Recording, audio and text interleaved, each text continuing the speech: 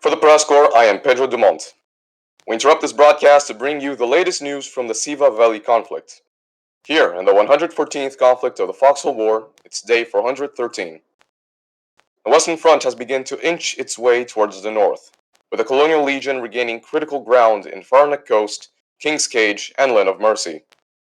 This has not deterred the Wardens in the east, however, who have overrun valiant defenses in Shackled Chasm along the eastern side of the River Blue. The lands between remain deadlocked, with no major permanent victories for either side, though the Colonials remain solely in salt farms in the Deadlands region. With both sides of the conflict having researched assault tanks, one might wonder what other devastating, powerful weaponry has yet to be revealed on the battlefield. Reminder that PressCorps is focused on the Able Shard. Combined casualties for this conflict have reached 2.1 million. Both sides suffer a little over a devastating 1 million dead. 354,000 of those deaths can be attributed to the contested region of Lynn of Mercy, where 194,000 Colonials have lost their lives, as well as 159,000 Wardens.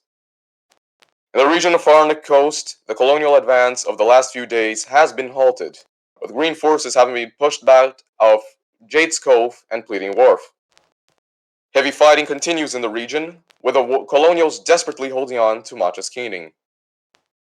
Far to the south of the Bay of Artemis, in the west line portion of the aging ocean, Steamer Landing reports numerous skirmishes between the Colonial and Warden navies.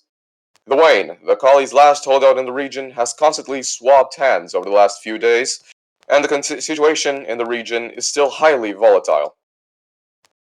Wardens and Colonials continue to duke it out in Shackled Chasm, where a grueling stalemate has set in along the river.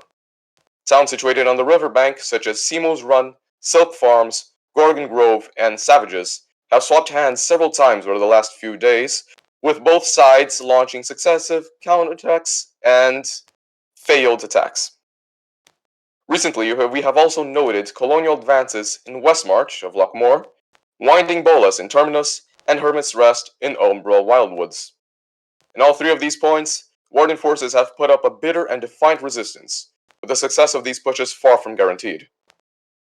In other news, weather remains generally clear across the front lines, with only light snow being reported in East Narthex and surrounding regions of the Clastra. A weather forecast would not be possible without the help of our volunteers in the Storm Chasers. If you would like to know more about the Storm Chaser Corps, go to PressCorpsGaming.com/weather. For the PressCorps, I'm Pedro Dumont. Thank you, and good evening. The PressCorps is an all-volunteer creative collective of reporters, broadcasters, artists, and more from the MMO video game Foxhole, developed by Siege Camp. Our mission is to engross our audience in and amplify the stories of this unique war ecosystem.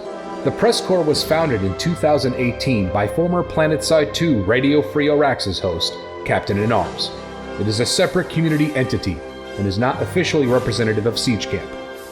For more information, visit our website at PressCorpsGaming.com. That's PressCorps Gaming.com.